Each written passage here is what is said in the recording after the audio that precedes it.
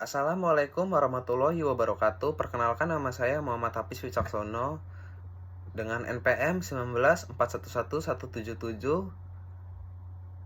kelas manajemen 22B, dengan dosen pengampu Bapak Andre Chandra SMMM. Di sini saya akan sedikit menjelaskan tentang analisis rasio keuangan. Definisi analisis rasio keuangan.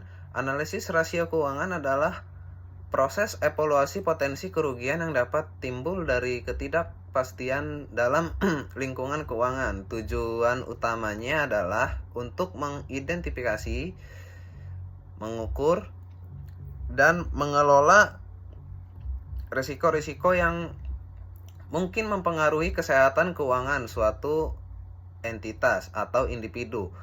Analisis rasio keuangan melibatkan langkah-langkah seperti identifikasi rasio, penilaian probabilitas terjadinya risiko, penilaian dampak, dan pengembangan strategi untuk mengelola atau mengurangi risiko tersebut. Yang kedua, ada beberapa konsep utama dalam analisis risiko keuangan, meliputi identifikasi risiko, mengidentifikasi berbagai macam risiko yang mungkin dihadapi oleh suatu entitas atau individu. Risiko keuangan dapat berasal dari berbagai sumber, termasuk risiko pasar, risiko kredit, risiko likuiditas, risiko operasional, dan lainnya. Yang terakhir itu ada penilaian probabilitas dan dampak, menilai sejauh mana risiko tersebut mungkin terjadi atau probabilitas, dan seberapa besar dampaknya jika terjadi. Ini melibatkan pengumpulan data dan informasi untuk mengembangkan pemahaman yang lebih baik tentang potensi kerugian. Selanjutnya ada tujuan analisis rasio keuangan. Analisis rasio keuangan memiliki beberapa tujuan utama yang sangat penting dalam menganalisis kesehatan keuangan suatu perusahaan. Beberapa tujuan utama tersebut antara lain yaitu, yang pertama ada evaluasi kinerja keuangan. Itu ada menilai kinerja keuangan perusahaan dari waktu ke waktu. Terus ada mengidentifikasi tren dan pola dalam kinerja keuangan perusahaan. Yang kedua ada membandingkan industri atau pesaing.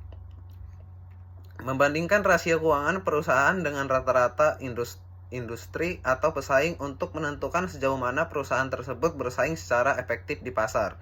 Yang ketiga itu ada penilaian kesehatan keuangan. Mengidentifikasi potensi masalah keuangan atau risiko yang dapat mempengaruhi keberlanjutan perusahaan. Menilai tingkat risiko keuangan yang mungkin dihadapi perusahaan. Selanjutnya ada jenis-jenis rasio keuangan. Rasio keuangan adalah alat analisis yang digunakan untuk mengevaluasi kinerja keuangan suatu perusahaan atau entitas bisnis. Rasio keuangan membantu dalam mengukur hubungan antara berbagai item dalam laporan keuangan. Berikut adalah beberapa jenis rasio keuangan umum. Yang pertama itu ada rasio likuiditas. Itu di situ ada rasio lancar atau current ratio, mengukur kemampuan perusahaan untuk membayar kewajiban jangka pendek dengan aset lancar.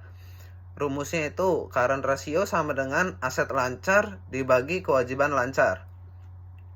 Terus ada quick ratio atau rasio cepat, mirip dengan rasio lancar, tetapi hanya memperhitungkan aset yang paling liquid. Rumusnya itu quick ratio sama dengan aset lancar dikurang persediaan dibagi kewajiban lancar. Yang ketiga itu ada rasio probabilitas. Margin laba kotor atau gross profit margin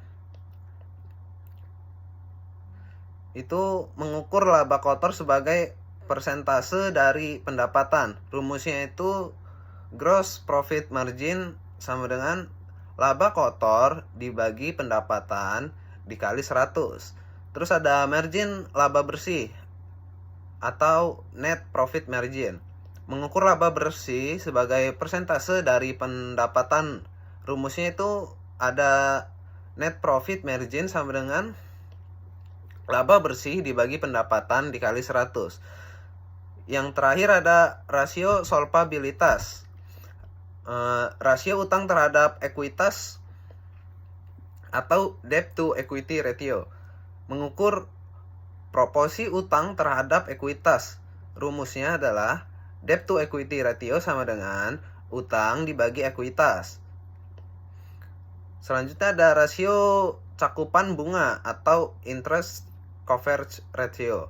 Mengukur kemampuan perusahaan membayar bunga pada utangnya. Rumusnya itu rumus interest coverage ratio sama dengan laba sebelum bunga dan pajak dibagi beban bunga. Selanjutnya ada cara mengevaluasi rasio keuangan. Mengevaluasi rasio keuangan merupakan langkah penting dalam menganalisis kesehatan keuangan suatu perusahaan. Rasio keuangan memberikan gambaran tentang kinerja keuangan dan kemampuan perusahaan untuk memenuhi kewajiban serta mencapai tujuan keuangan. Berikut adalah langkah-langkah umum untuk mengevaluasi rasio keuangan.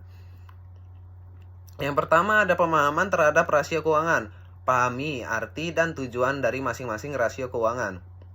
Ketahui apa yang diukur oleh setiap rasio dan bagaimana interpretasinya terkait dengan kondisi keuangan perusahaan. Yang kedua ada perbandingan industri dengan pers.